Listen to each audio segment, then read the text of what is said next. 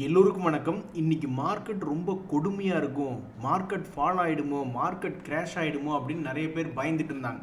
ஆனால் அந்த அளவுக்கு மார்க்கெட் ரொம்ப மோசமாக இறங்கல, 102 பாயிண்ட் தான் இறங்கியிருக்கு. இதுக்கு மிக முக்கியமான காரணம் என்னென்னா, ஆடுறாராமான்னு அந்தர்பல்ட்டி அடிப்பாங்க. அந்த அந்தர்பல்ட்டிக்கு ஒரு உதாரணம், ஒரு பொலிட்டிக்கல் லீடரில் ஏதாவது ஒரு எக்ஸாம்பிள் சொல்லுங்கன்னா இந்த ட்ரம்ப் அவர்களை தான் சொல்லணும். சைனா மேலே 100% வரி போடுவேன் அப்படின்னு சொன்ன உடனே அமெரிக்காவுடைய மார்க்கெட் பயங்கரமாக பயந்துடுச்சு. முக்கியமான இண்டெக்ஸ் எல்லாம் 4% எல்லாம் கிராஷ் ஆச்சு. இதை பார்த்து ட்ரம்ப் அவர்கள் பயந்துட்டாரா என்னன்றது தெரில. ஆஹா சூனாப்பானா உன் அருமை பெருமைக்கெல்லாம் ஆபத்து வந்துருமா என்னன்றது தெரில. இப்போ அதே வாய் என்ன சொல்லுது அப்படின்னா, சைனாவே நீ பயப்படாதே. டேய் நான் எங்கடா பயந்தேன், நான் கம்முன்னு தானடா இருக்குது அப்படின்ற மாதிரி சைனா ரொம்பவுமே ஸ்ட்ராங்காக இருக்குது. அவங்க தான் இந்த ட்ரேட் வாரில் ஜெயிச்சுக்கிட்டு இருக்காங்க. இவர் தான் அந்தர்பல்ட்டி நாயகன். ட்ரம்ப் அவர்கள் மறுபடியும் ஒரு ட்வீட் என்ன போட்டிருக்காருன்னா, சைனாவே பயப்படாதே, உன்னை நாங்கள் காயப்படுத்த வேண்டும் என்று விரும்பவில்லை அப்படின்ற மாதிரி என்னத்தையாவது அவனை மாற்றி பேசிக்கிட்டு இருக்காப்புல. இதனால தான் நம்மளுடைய மார்க்கெட் பெரிய அளவில் கிராஷ் ஆகாமல் ஒரு 100 பாயிண்ட் கிராஷ் ஆனதோட அப்படி நின்றுக்கிட்டு இருக்குது. ஸோ இன்னும் டே முடியல, அடுத்தடுத்த மணி நேரங்களில் நம்மளுடைய நிஃப்டி 50 இண்டெக்ஸ் எந்த பக்கம் மூவ் ஆகும் அப்படின்னு தெரிஞ்சுக்கிறதுக்கு ரொம்ப ஆர்வமாக இருக்குது.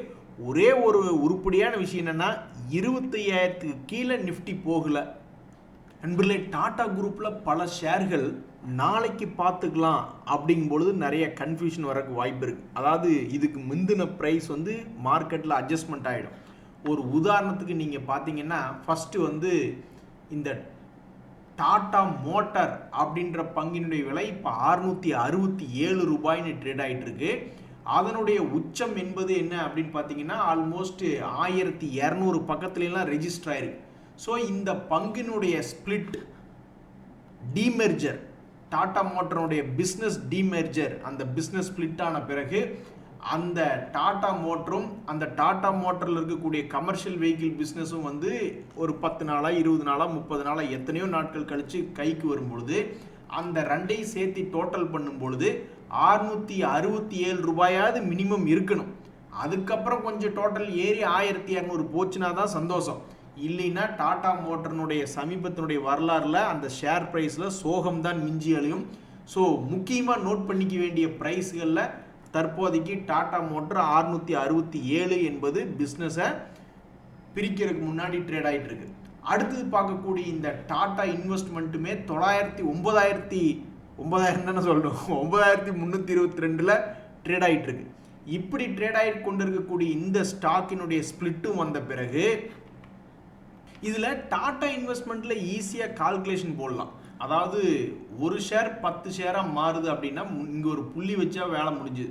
ஸோ இது 9,330 ரூபாயிலிருந்து 933 நாளைக்கு ட்ரேட் ஆச்சுனாவே பரவாயில்லன்னு சந்தோஷமாக தான் இருக்கும். ஏன்னா இதனுடைய ஸ்பிளிட் ரேஷியோ 1:10.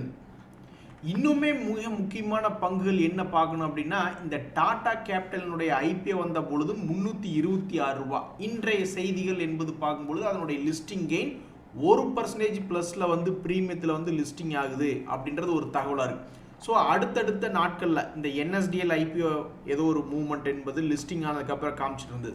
ஸோ இன்றைய தேதியில் ரேட்டுகளை பார்க்க வேண்டிய இடங்களில் இந்த டாடா கேபிட்டலினுடைய ஐபிஓவும் இருக்குது. இந்த சமயத்தில் பல பேர் என்ன நினச்சி பார்க்குறாங்கன்னா, டாடா டெக்னாலஜிஸ்ன்ற ஐபிஓ இப்படித்தான் வந்துச்சு, அந்த ஐபிஓ வந்த பிறகு 1200 ரூபாயிலிருந்து அப்படியே பெரிய கும்பா குட்டியாகி 700 ரூபாய்களில் ட்ரேட் ஆகிட்டு இருக்கான். ஆல்மோஸ்ட் 40% என்பது காணும். ஸோ இப்போ பல பேர் என்ன எதிர்பார்த்துக்கிட்டு இருந்தாங்கன்னா, இந்த பழைய ரேட்டாவது திரும்பி வராதா அப்படின்ற மாதிரிலாம் பல பேர் எதிர்பார்த்துக்கிட்டு இருக்காங்க. இதில் டாடா டெக்னாலஜிஸில். ஸோ இந்த டாடா கேபிட்டல் அப்படின்றத பொறுத்த வரைக்கும் இன்னைக்கு அதனுடைய ஐபிஓ ப்ரைஸ் என்னவோ அதே ப்ரைஸில் லிஸ்ட் ஆகிருக்கு. மார்க்கெட்டில் ஆதரவு கிடச்சி அவன் அப்படியே ஒரு 700-800 ரூபாய் அந்த மாதிரி மார்க்கெட்டில் ஆதரவு கிடச்சி இந்த பங்கு அடுத்தடுத்த நாட்களில் ஏறப்போகுதா, அல்லது நல்லா சீப் ஆகிட்டு ஒரு 150-200 அப்படின்னு இது போயிட்டு அங்கிருந்து பணத்தை டபுள் பண்ணி விட போகுதா என்ன அப்படின்றது யாருக்கும் தெரில. ஸோ மார்க்கெட்டினுடைய ஆதரவு கிடைக்குமா இல்லையா அப்படின்றது தெரில. ஆனால் இந்த 4 பங்குகளினுடைய விலைகள் இன்றைய தேதியில் இருக்கக்கூடிய விலைகளை பார்த்து வச்சுக்கிறது ரொம்ப முக்கியத்துவமாக மார்க்கெட்டில் இருக்குது. அப்புறம் நாளைக்கு டாடா மோட்டர் என்ன இப்படி இருக்குது அதனுடைய விலை இவ்வளவு ரொம்ப கம்மியாக இருக்கே அல்லது டாடா இன்வெஸ்ட்மெண்ட்டுடைய விலை கம்மியாக இருக்கே அப்படின்ற மாதிரி இல்லாமல் அதனுடைய ஸ்பிளிட் டீமர்ஜருக்கு அப்புறம் என்ன ஆகுது அப்படின்றது பார்க்க வேண்டியதாக இருக்குது.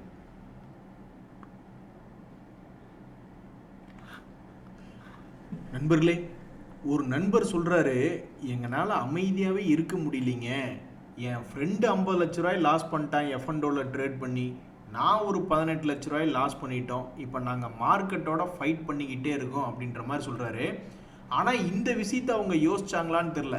ஏன் லாஸ் ஆச்சு, எப்படி லாஸ் ஆச்சு அப்படின்றத ரிவ்யூ பண்ணாங்களா, அவங்க ஸ்ட்ராட்டஜியில் ஃபெயிலா அல்லது அவங்க ரிஸ்க் மேனேஜ்மெண்ட் ஃபாலோ பண்ணாம விட்டாங்களா அல்லது லாஸ் வந்து புரோக்கரேஜ் ஹை புரோக்கரேஜ்னால லாஸ் ஆகுதா என்ன அப்படின்றது ரிவ்யூ பண்ணாங்களான்னு தெரில. அதே மாதிரி ஃபைட்டிங் பண்ணிக்கிட்டு இருக்கீங்க, F&Oவோட மறுபடியும் போராடி பணத்தை மீட்கிறதுக்கு போராடிட்டு இருக்கீங்கன்னா அப்போ ரெக்கவரி பண்ணுற ட்ரை பண்ணுறீங்க. அந்த ரெக்கவரிக்கு ஏதாவது ரோட் மேப் போட்டிருக்கீங்களா? ஸ்டெப் பை ஸ்டெப் இதை நான் ஃபஸ்ட்டு இவ்வளோ லாஸ் ஆயிடுச்சு, இப்போ நான் இதை பண்ணணும், அடுத்து இதை பண்ணணும்னு ஏதாவது ஒரு ரோட் மேப். ஒரு உதாரணத்துக்கு ஏதோ ஒரு தப்பு ஸ்ட்ராட்டஜிலையோ ரிஸ்க் மேனேஜ்லையோ தப்பு பண்ணிட்டீங்க, அதை கரெக்ட் பண்ணணும்னு சொல்லி ஏதாவது பேப்பர் ட்ரேடிங் பண்ணிவிட்டு அப்புறம் மறுபடியும் ரியல் ட்ரேடிங்குள்ளே போகலாம் அப்படின்ற மாதிரி ஏதாவது ஒரு ரோட் மேப் வச்சுருக்கீங்களா? அப்புறம் கொஞ்சமாக ஒரு அமௌண்ட்டை வச்சுக்கிட்டு பேப்பர் ட்ரேடிங்கில் கரெக்டானதை வந்து ரியல் ட்ரேடிங்கில் பண்ணி பார்த்துட்டு அதிலிருந்து கொஞ்சம் இன்னுமே எவ்வளவு ட்ரேடிங் முதல்ல பழையபடி எவ்வளவு நீங்கள் வால்யூம் பண்ணீங்களோ அதுக்கப்புறம் ஓரளவுக்கு பேப்பர் ட்ரேடிங்கில் கிளிக் ஆகி மறுபடியும் ரியல் ட்ரேடிங் ஸ்மால் போர்ஷன் வச்சு கிளிக் ஆகி அப்புறமா பெரிய லெவலில் போய்க்கலாம் அப்படின்ற மாதிரி ஏதாவது யோசிச்சு வச்சுருக்கீங்களா? ஒரு ரோட் மேப் ஒரு பிளானோடு இருக்கீங்களா?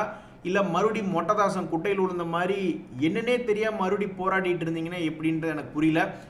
ஆனால் இந்த நண்பர்கள் 2 பேர்த்துக்குமே நம்மளுடைய வாழ்த்துக்கள். நீங்கள் ஃபைட் பண்ணிக்கிட்டு இருக்கன்றீங்க. மேபி இது எல்லாமே என்னது பெரிய படம், இந்த மாதிரி ஒரு ரோட் மேப் வச்சு ஒரு கிளியர் பிளான் வச்சு தான் மறுபடியும் போய்கிட்டு இருப்பீங்க அப்படின்ற மாதிரி இந்த சமூகம் நம்புது. அப்படி நீங்கள் பண்ணலீன்னா அப்புறம் மறுபடியும் தப்பாகவே தான் போகிறதுக்கு வாய்ப்புகள் என்பது அதிகம். இந்த சமயத்தில் வந்து இன்னைக்கு மார்க்கெட்டில் வந்து இந்த எஸ் பேங்க் அப்படின்ற பங்கு வெறும் 10 பைசா என்பது ஏறி ட்ரேட் ஆகிட்டு இருக்கு. சமீபத்தில் இந்த பங்கு செய்த சாதனை என்ன அப்படின்னு பார்த்தீங்கன்னா 18 ரூபா ரேஞ்சிலிருந்து தன்னுடைய பழைய ஹையை மீட்டெடுத்து ட்ரேட் ஆகிட்டு இருக்கு. ஸோ வாழ்க்கையில் யாரோ என்னென்னமோ நினச்சி பார்ப்பாங்க. சில பேர் என்ன நினச்சி பார்ப்பாங்க, ஒருவேளை இந்த பங்கு வந்து இதுக்கு முன்னாடி ஒரு சைட்வேஸில் போயிட்டு வந்திருக்கான், அப்போ மறுபடியும் இன்னொரு முறை 17 ரூபா போயிட்டு இன்னொரு ரவுண்டு மறுபடியும் இன்னொரு 24 ரூபா அப்படின்னு இது வருவானா அப்படின்னு சில பேர் யோசிப்பாங்க. சில பேர் என்ன யோசிப்பாங்கன்னா 2024 ஸ்டார்டிங் சமயத்துலாம் இந்த பங்கு 32 ரூபா பக்கம் போயிருக்கு. இப்போ ஜப்பான் ரிலேட்டடான ஜப்பானுடைய ஒரு முதலீட்டாளர் இந்த பங்குக்குள்ளே வந்திருக்காங்க, அடிஷ்னலாகவும் வர பார்க்குறாங்க அப்படின்ற ஒரு தகவலை வச்சுக்கிட்டு இவன் மறுபடியும் தன்னுடைய 2024 ஹையை மீட்டெடுப்பானா? அப்படி மீட்டெடுக்கும் பொழுது இதனுடைய பாதை வந்து இப்படி ஏறுமுகத்தில் இருக்குமா? அதாவது இந்த பங்கினுடைய பாதை என்பது இப்படி ஏறுமுகத்தில் கீது போகுமா? ஒரு முறை ஏறுமுகத்தை தொட்டுட்டு கீழே வந்துட்டான், அப்போ 2வது முறை போய் அந்த ஏறுமுகத்தை கீது தொடுவானா? அப்படி சில பேர் யோசிச்சுட்டு இருக்காங்க. இன்னும் சில பேர் என்ன யோசிக்கிறாங்கன்னா, அட இவன் வந்து பெருசாக கீழே போனாவோ பெருசாக ஏறினாவோ தானே பிரச்சனை, இவன் பாட்டு குண்டு சட்டிக்குள்ளே குதிரை ஓட்டுற மாதிரி 15க்கும் 25க்குமே போய்கிட்டே இருந்தான்னா எல்லாத்துக்கும் ஜாலியாக இருக்குமே அப்படின்னு சில பேர் நினச்சிட்டு இருக்காங்க. ஸோ என்ன நடக்கும்னு யாருக்கும் தெரியாது. ஆனால் அடுத்தடுத்த மாதங்களில் இந்த வருஷம் முடியறதுக்குள்ள ஏதாவது ஒரு பெரிய வாலட்டிலிட்டி காமிக்கக்கூடிய பங்குகளில் இந்த எஸ் பேங்க்கும் வராதா அப்படின்ற மாதிரி பல ட்ரேடர்கள் ஏங்கி தவிச்சுக்கிட்டு இருக்காங்க. ஸோ நியூ இயர் அன்னைக்கு இந்த எஸ் பேங்க் என்ற பங்கு ஒவ்வொருத்தரும் ஒவ்வொரு மாதிரி நினச்சிருந்தாங்க. அப்படி நினச்சிருக்கிறதுல எது செஞ்சு காமிக்க போகுது அப்படின்றது பொறுத்திருந்து தான் பார்க்கணும். நண்பர்களே, இன்னொரு சந்தோஷம் விஷயம் பார்த்தீங்களா, இந்த வாரத்தில் ரிசல்ட் கொடுத்ததில் பெருசாக வெடிச்சு செதறின பங்குகள் தான் இருக்குது. 10%, 20% ஏறின பங்குகள் ரிசல்ட்டுக்கு அப்புறம் சிலது இருக்குது.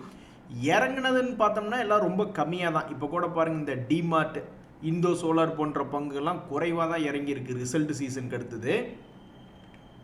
இதில் இன்னைக்கு அறிவிப்பு வரக்கூடிய ஹெச்எல் டெக் போன்ற பல்வேறு பங்குகள்லாம் வந்து ரொம்ப முக்கியமான பங்குகள். இவங்கெல்லாம் என்ன பண்ணுறாங்க அப்படின்னு பார்க்கணும். இந்த ஆனந்த் ரத்தி, ஜஸ்ட் டயல் போன்ற பங்குகள்லாம் ரொம்ப வாலட்டிலிட்டியான பங்குகள். அவங்களும் ஏதாவது பெரிய அளவில் மூவ்மெண்ட் பண்ணுறாங்களா இல்லையா அப்படின்றதையும் பார்க்கறதுக்கு ரொம்ப சுவாரஸ்யமாக இருக்குது. நாளைக்குமே மிகவும் முக்கியமான பங்குகள் டெக் மஹிந்திரா, பர்சிஸ்டன்ட் போன்ற ஐசிசி நிறுவன பங்குகள்னு நிறைய வருது. ஸோ யார் முதல்ல மூடை கெடுத்து விட போகிறாங்கன்னு தெரில. தற்போதைக்கு ரிசல்ட்டுக்கு அப்புறம் 10%, 20% ஏறின பங்குகள் தான் அதிகமாக இருக்குது. 20%, 15% கிராஷ் ஆன பங்குகள் எதுவும் பெருசாக இல்லை. ஸோ இந்த ரிசல்ட் சீசனில் நீங்கள் எல்லோரும் வச்சுருக்கக்கூடிய பங்குகளில் ரிசல்ட் நல்லபடியாக வந்து நல்லா மேல் நோக்கி இப்படியெல்லாம் பார்த்தீங்களா எவ்வளோ சந்தோஷமாக இருக்குது. ரிசல்ட் வந்த பிறகு இப்படி 10% ஏறினா எவ்வளவு சந்தோஷமாக இருக்கும். அவன் வாழ்நாளுடைய உச்சத்தை வந்து மறுபடியும் திரும்பி தொட்டுட்டான். இதுக்கு முன்னாடி இதே 1200 ரேஞ்ச் வந்தால் கீழே விழுந்துட வேண்டியது அப்படின்னு கீழே 2 ரவுண்டு போனவன், அதாவது 2 ரவுண்டு கம்ப்ளீட் பண்ணியிருக்கான். இனி 3வது ரவுண்டு வந்து இப்படியே மறுபடியும் போட போகிறானா இல்லை இப்படி போட போகிறானா அப்படின்றது தெரில. ஆக மொத்தம் மகிழ்ச்சி தானே. கிட்டத்தட்ட ஒரே வருஷத்துக்குள்ள 3 முறை தன்னுடைய பழைய உச்சங்களை தொடும் பொழுது அந்த ஷேரை வச்சிருக்கிறவங்களுக்கு ஈஸியாக ஒரு சான்ஸ் கிடைக்குது அடுத்த முடிவு என்ன பண்ணலாம் அப்படின்ட்டு. நண்பர்களே, இன்னைக்கு இந்த மார்க்கெட்டில் வந்து ரொம்பவுமே கவனமாக இருக்காங்க. ஏதாவது பெரிய அளவில் ஏதாவது மாற்றம் இருக்கா அப்படின்ற மாதிரி போய் பார்த்தோம்னா எங்கேயும் பெருசாக சுவாரஸ்யமான சம்பவம் இல்லை. நிஃப்டி 50 இண்டெக்ஸ்லேயே வந்து பார்த்தீங்கன்னா இந்த அதானி போர்ட்ஸு, பஜாஜ் ஆட்டோ பண்ணுற பங்குகள் தான், அதனுடைய ஷேர் விலைகள் தான் 1%, 2% அந்த மாதிரி ஏறி இருக்கு. இறங்கினவங்க வேணா இருக்காங்க. இன்ஃபோசிஸ் ஷேர் வந்து ஒரு 2% இறங்கியிருக்கு. டாடா மோட்டார்ஸ்னுடைய ஷேர் ப்ரைஸும் 2% இறங்கியிருக்கு. ஸோ இன்னைக்கு நிஃப்டி 50 இண்டெக்ஸில் ஒன்றும் பெருசாக உபயோகம் என்பதே இல்லை. ஆனால் கவனிக்கத்தக்க விஷயம் என்ன அப்படின்னா, அதானி குரூப்பில் 2 பங்குகள் வந்து அதானி போர்ட்ஸ் அப்படின்ற ஷேர் ஆகட்டும், அதானி பவர் அப்படின்ற ஷேர் ஆகட்டும், 2 பேருமே வந்து அவங்கவுங்க இண்டெக்ஸில் வந்து லீடராக வந்திருக்காங்க. எதுக்கு இவங்க இப்போ அதானி குரூப்பை தூக்கி 2 இண்டெக்ஸில் ப்ளஸ்ஸாக இன்றைக்கி டாப் கெய்னர்ஸில் ஒருத்தராக வச்சுருக்காங்க அப்படின்றது தெரியல. இதில் 2 பங்குகளுமே அதானி போர்ட்ஸ் ஆகட்டும், அதானி பவர் ஆகட்டும், 2 பேருமே அவங்களுடைய ரீசன்ட் லைஃப் ஹை பக்கத்தில் தான் ட்ரேட் ஆகிட்டு இருக்காங்க. ஸோ அடுத்து வரக்கூடிய நியூஸ்களில் இவங்க எதிர்காலத்தில் பிரேக் அவுட் ஆகி மேலே போனாங்க அப்படின்ற நியூஸ்களை வரப்போகுதா, அல்லது எப்படி இதுக்கு முன்னாடி இவங்க பெரிய ஹையிலிருந்து கீழே இறங்கினாங்களோ அடுத்த 1 வருடம் 2 வருடம் சமயங்களில், அதே மாதிரி இந்த பங்குகளில் மறுபடியும் அடுத்த ஒரு 6 மாதங்கள் ஒரு 2 வருடங்கள் கீழே இருக்குமா மேலே இருக்குமான்னு யாருக்கும் தெரில. பட் தற்போதைக்கு பல பேர் என்ன ஆசைப்படுறாங்கன்னா, இந்த பங்குகள் ரொம்பவுமே கீழேயே இருக்கு, இது பிரேக் அவுட் நியூஸில் வரக்கூடாதா அப்படின்னு சில பேர் ஆசைப்படுறாங்க. ஸோ எதிர்காலத்தில் இது பிரேக் அவுட் நியூஸ்களில் பார்க்க போகிறோமா, இல்லை இதுக்கு முன்னாடி எப்படி கீழே இறங்கி மேலே ஏறி ஒரு ரவுண்டு போனானோ அதே மாதிரி பார்க்க போகிறோமா என்பது பொறுத்திருந்து தான் பார்க்கணும். இந்த நிஃப்டி நெக்ஸ்ட் 50 இண்டெக்ஸில் டிமார்ட்டில் 3% இறங்கி இன்னைக்கு டாப் லூசராக இருக்குது. பட் அதுக்கு உண்டான காரணத்தை நம்ம பார்த்துட்டோம். அது வந்து Q2 ரிசல்ட் என்பது மார்க்கெட் ஏற்றுக்கல அப்படின்றதுனால. இந்த சமயத்தில் சீமென்ஸ் அப்படின்ற பங்குமே 200 days மூவிங் ஆவரேஜ் கீழே ட்ரேட் ஆகிட்டு இருக்கு. அவன் வெகு காலமாகவே ஒரு மாதிரி சர்க்கிளில் சுற்றிக்கிட்டு திரியிறான் இந்த சீமென்ஸ் அப்படின்ற பங்கு. வேறு எதுலையாவது ஒரு மாற்றம் இருக்கிறதா? பெருசாக சுவாரஸ்யம் இல்லை. நிஃப்டி மிட் கேப் ஃபண்டுகளில் கூட ஃபோர்டிஸ் அப்படின்றது 3.5% ஏறி இருக்குது. மூத்திலால் ஓஸ்வால் அப்படின்றது 3% ஏறி இருக்குது. மற்றது பெருசும் ஒன்றும் சுவாரஸ்யம் இல்லை. பிஎஸ்சி வந்து முந்தானேத்து ஏறின நிலை, இது போன வாரத்தில் ஏறின நிலை. ஸோ இதில் முக்கியமாக கவனிக்கிறது பார்த்தீங்கன்னா, ரொம்ப நாள் கழித்து இந்த வோல்டாஸ் அப்படின்ற ஷேரை ஒரு நியூஸில் பார்க்குறோம். ஆனால் பார்க்குற நியூஸ் வந்து டாப் லூசர் அப்படின்ற மாதிரி வந்திருக்கு. ஸோ இன்னைக்கு நிஃப்டி மிட் கேப் பங்குகளில் வோல்டாஸ் என்பது 3% பக்கம் இறங்கியிருக்கு. அதனால் மனசுக்கு கஷ்டமாக இருக்குது. ரொம்ப நாள் கழித்து நியூஸ் கவரும் பண்ணும் பொழுது அது மைனஸ் சைடு போயிருக்கிறது ரொம்ப கவலையாக இருக்குது. அது மட்டும் இல்லை, பெரிய சோகம் என்னென்னா, கண்டிப்பாக நிறைய பேர்த்துக்கு இன்றைக்கி கும்பாவாக தான் இருக்கும். ஏன்னா பெரும்பாலான மிட் கேப் பங்குகள்லாம் வந்து -2%, -3% ட்ரேட் ஆகிட்டு இருக்கு. ஸ்மால் கேப் வழக்கம் போல் ஒரு ஸ்டார் பர்ஃபார்மராக தான் இருக்கான். கடந்த 4-5 நாட்களாக பார்க்கும்போது ஒரு 7%, 8%, 10% ஏறிய பங்குகள் எதில் அதிகம் அப்படின்னா இந்த ஸ்மால் கேப் இண்டெக்ஸ் தான் இருந்தது. இன்றைக்கி இந்த ஜூப்ளண்ட் இன்கிரீவியா அப்படின்றது ரொம்பவுமே வாலட்டிலிட்டியாக இருந்து கொண்டிருக்கக்கூடிய பங்கு இந்த 2025. இப்படி இருக்கக்கூடிய நிலைமையில் பாவம் 850 ரூபாயிலிருந்து 650 ரூபா வரை ஒரு ஷேருக்கு 200 ரூபாய் வீழ்ச்சி அடைஞ்ச பிறகு, ரொம்ப நாட்களுக்கு பிறகு இந்த பங்கில் இதுக்கு முன்னாடி இவன் ஹை வாலட்டிலிட்டி அப்படின்னு காமிச்சது ஜூன் மாதத்தில், அந்த ஜூன் மாதத்தினுடைய அடிவாரத்துக்கு பக்கத்தில் ட்ரேட் ஆகிட்டு இருக்கான். இனி இவனுடைய எதிர்காலம் மேலே கீது ஒரு 200 ரூபாய் ஏறி சந்தோஷப்படுத்த போகிறதா, அல்லது இன்னொரு 200 ரூபாய் கீழே இறங்கி இந்த வருஷத்திலேயே லோ ப்ரைஸ்னு போக போகுதா அப்படின்றது தெரியல. ஸோ இன்றைய நிலைமையில் ஏறி இருக்கக்கூடிய பங்குகளில் இந்த ஜூப்ளண்ட் இன்கிரீவியா அப்படின்ற பங்கு தன்னுடைய குவார்ட்டர்களில் 70 கோடி 75 கோடி என்ற லாபங்களை ரெஜிஸ்டர் பண்ணி கொண்டிருக்கக்கூடிய பங்கு இன்னைக்கு ஸ்மால் கேப்பில் 2 days மூவிங் ஆவரேஜ் பக்கத்தில் வந்து ட்ரேட் ஆகிட்டு இருக்கு. இன்னொரு நியூஸ் என்னன்னா, இந்த மேப்மை இந்தியா அப்படின்ற பங்கு அவனும் வெகு காலத்துக்கு முன்னாடி தன்னுடைய ட்ரேடிங் ப்ரைஸில் வந்து ஒரு மாற்றத்தை, பெரிய வாலட்டிலிட்டி என்பது கொண்டு வந்தான். அந்த வாலட்டிலிட்டி கொண்டு வந்த பிறகு, ஒரே நாளில் கொண்டு வந்த பிறகு அந்த பங்கு தொடர்ந்து இறங்கி இறங்கி இறங்கி இறங்கி இறங்கி இறங்கி ஒரு மிகப்பெரிய லோவில் இருந்துட்டு இன்னைக்கு தான் திடீர்னு ஒரு மிகப்பெரிய ஒரு வாலட்டிலிட்டி என்பது உருவாக்கியிருக்கான். ஸோ இன்னைக்கு 2 days மூவிங் ஆவரேஜ் பக்கத்தில் ட்ரேட் ஆகி கொண்டிருக்கக்கூடிய, அதே சமயம் 6% ஏறி ஒன் ஆஃப் த டாப் கெய்னரில் லிஸ்ட்டில் இருக்கக்கூடிய நிஃப்டி ஸ்மால் கேப் பங்கு தான் இந்த மேப்மை இந்தியா அப்படின்ற பங்கு.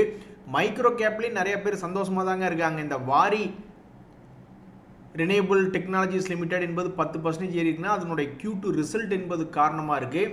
இறங்கினதில் பார்க்கல அட விளக்கெண்ண மரத்தில் ஏயா ஏறுன அப்படின்ற மாதிரி இந்த சவுத் இந்தியன் பேங்க் ஷேர் பார்க்குறவங்க தான் நிறைய பேர் மனசு கஷ்டப்படுவாங்க. ஏன்னா சமீபத்தில் நல்லா ஏறி 2 வருஷத்துக்கு முன்னாடி இருந்த ரேட்டை வந்து திருப்பி பிடிச்சான் போன வாரத்தில்.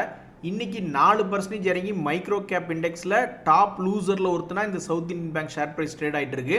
ஸ்மால் கேப்பை பொறுத்த வரைக்கும் BLS அப்படின்ற பங்கெல்லாம் 10% அடி வெளுத்து விட்டாங்க லெஃப்ட் அண்ட் ரைட்டு.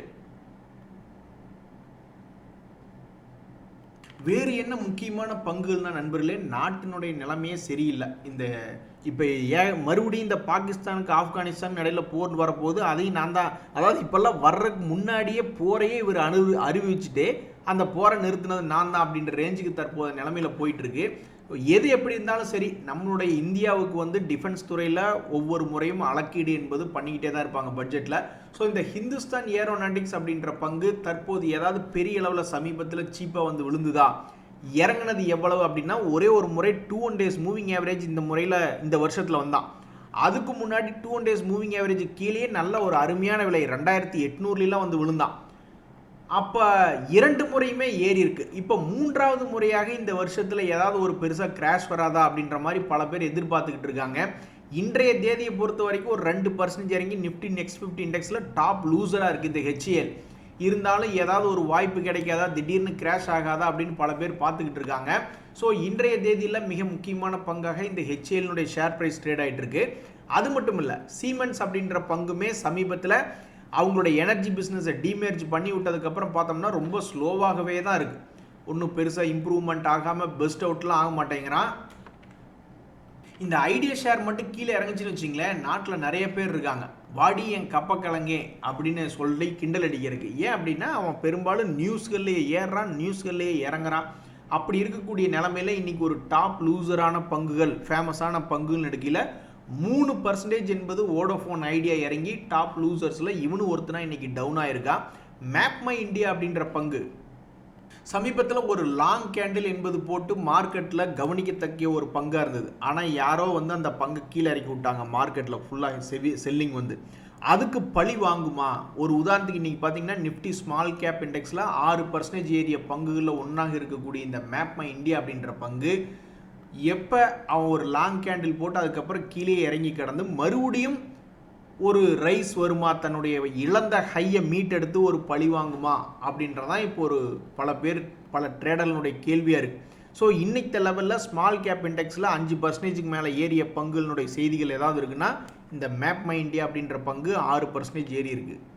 நண்பர்களே, நீங்கள் ஒவ்வொருத்தரும் ஆசைப்படுவீங்க ஏதாவது ஒரு பங்கு வந்து தன்னுடைய பழைய ஹையை தாண்டி புது உச்சம் என்பது போகணும் அப்படின்னு. நான் வந்து எந்த பங்கை பார்த்து ஆசைப்படுறேன்னா, இந்த L&T இந்த மாதிரி புது உச்சத்தை போய் தொட்டால் எனக்கு ரொம்ப ஆசையாக இருக்கும், சந்தோஷமாக இருக்கும். ஏன்னா சமீபத்தில் வந்து பெரிய அளவில் ஆர்டர் கிடைச்சிதுன்னு பல நியூஸ்களை வெளியிட்டு இருந்ததான் இந்த L&T ஷேர். அப்போ அந்த ஆர்டர்களுக்கெல்லாம் ஒரு மரியாதை கிடைக்கும்படி, ஒரு மகிழ்ச்சி தரும்படி, ஒரு கௌரவமாக இந்த மார்க்கெட் என்ன பண்ணணும் அப்படின்னு பல பேர் மனசுக்குள்ளே ஆசைப்படுறாங்க. அப்படின்னு பார்த்தோம்னா பல முறை இதனுடைய புது உச்சத்தை தொட போய் குப்புன்னு கீழே தள்ளி விட்டுட்டே இருக்காங்க L&T. ஆனால் இந்த L&Tக்கு சமீபத்தில் ஏகப்பட்ட ஆர்டர்கள் கிடைச்சதுன்னு நியூஸ் வந்திருந்தது. ஸோ அதனால் எவனவனோ ஏறுறான், புது உச்சத்துக்கு போகிறான். இவனை ஒரு புது உச்சம் கொண்டு போய் விடக்கூடாதா ஆண்டவா அப்படின்றதான் பல பேர்த்தினுடைய கோரிக்கையாக இருக்குது. நண்பர்களே, சில பங்குகளுக்கு யோகம் வருமா இல்லையா அப்படின்றது தெரில. அதாவது இந்த SBI லைஃப் இன்சூரன்ஸ் அப்படின்ற பங்காகட்டும், PNB அப்படின்ற பங்காகட்டும், அவங்களுடைய அனலிஸ்ட் மீட்டிங் பற்றிய தகவல்களை அப்டேட் பண்ணியிருக்காங்க எக்ஸ்சேஞ்சில். ஸோ இப்போ பல பேர் என்ன எதிர்பார்க்குறாங்கன்னா, இந்த பங்கு தன்னுடைய பழைய ஹையை தொட்ட பிறகு புதுசாக பிரேக் அவுட் ஆன செய்திகளை வருமா அல்லது அங்கிருந்து கீழே இறங்கி விடுமா அப்படின்றதான் இப்போ பல பேர்த்தினுடைய கேள்வியாக இருக்குது. ஸோ இந்த எஸ்பிஐ லைஃப் இன்சூரன்ஸ் அப்படின்ற பங்குமே இதுக்கு முன்னாடி 2024 என்ன ஹை வந்தானோ அந்த ஹை கிட்ட வந்தே ட்ரேட் ஆகிட்டு இருக்கான். ஸோ இவன் எதில் பெயர் வாங்க போகிறான், அடுத்தது ஃபியூச்சரில் வரக்கூடிய செய்தி இவன் இறங்கி விட்டான், சைட்வேஸ் பேட்டர்னில் இருக்கின்றான் அப்படின்ற செய்தி வருமா, அல்லது பிரேக் அவுட்டில் ஆகிவிட்டான் அப்படின்ற மாதிரி புதிய உச்சங்கள் போகிறானா அப்படின்றது தெரியல. பட் ரொம்ப ரொம்ப முக்கியமான கட்டத்தில் இந்த பங்கு என்பது ட்ரேட் ஆகிட்டு இருக்கு. எதுவுமே நடந்து முடிஞ்சதுக்கப்புறம் தான் தெரிய வரும். ஒரு 30-40% இறங்கினதுக்கப்புறம் தான் இறங்கிட்டாண்டோ இதுக்கு முன்னாடி இறங்கின மாதிரி அப்படின்றது தெரிய வரும். அல்லது ஒரு 20-30% ஏறினதுக்கப்புறம் தான் பிரேக் அவுட் சக்ஸஸ் பண்ணிட்டாண்டா அப்படின்ற மாதிரி தெரிய வரும். ஆக மொத்தம் இப்போ இருக்கக்கூடிய இந்த விலை என்பது ரொம்ப முக்கியமான வேலையாக இருக்குது. பஞ்சாப் நேஷனல் பேங்க்குக்கு அதே மாதிரி தான். அவனு இதே வேலையை தான் பல முறை பண்ணியிருக்கான். ஒரு முறை உச்சத்துலேருந்து கீழே இறங்கிட்டான், மறுபடியும் அங்கே போயிட்டு மறுபடியும் கொஞ்சம் லேசாக இறங்கினா இப்போ மறுபடியும் வந்திருக்கான். ஸோ இவன் எதிர்காலத்தில் வரக்கூடிய செய்தி பிரேக் அவுட் ஆகி 200 ரூபாய்க்கு இது போனானா இல்லையா அப்படின்ற மாதிரி செய்தியில் வரப்போகிறானா, அல்லது மறுபடியும் கீழே இறங்கி தன்னுடைய பழைய லோக்களை போய் மீட் பண்ண போகிறானா அப்படின்றது யாருக்கும் தெரியல. பட் இந்த பங்குல இன்னைக்கு இருக்கக்கூடிய செய்திகள் என்பது இதுதான். தயவுசெய்து இந்த மாதிரி 18 லட்சம் 50 லட்சம் அப்படின்ற மாதிரி பணம் விடுறீங்க அப்படின்னா எதுவுமே பிளானோட போய் விழுந்தா கூட அதில் ஏதாவது ஒரு அர்த்தம் இருக்குது. எதுவுமே தெரியாமல் ஒரு ரேண்டம், அதாவது ஒரு ட்ரேடர் என்ன சொல்கிறாருன்னா, நீங்கள் 50 ட்ரேட் ஏதோ ஒரு குத்தி மதிப்பில் எடுக்கிறத விடவும் ஒரே ஒரு ட்ரேடை பிளான் பண்ணி எடுத்திங்கன்னா கூட அதில் ஒரு பிரயோஜனம் இருக்குது அப்படின்ற மாதிரிலாம் ட்ரேடர்களுடைய உலகத்தில் பேசிக்கிறாங்க. ஸோ நீங்கள் இவ்வளோ பணத்தை விட்டுட்டு மறுபடியும் போய் ஃபைட் பண்ணும்போது நம்ம ஏற்கனவே வீடியோனுடைய தொடக்கத்தில் பேசிக்கிட்டு இருந்த மாதிரி ஒரு பிளான் என்பது இருக்கணும். நன்றி, வணக்கம்.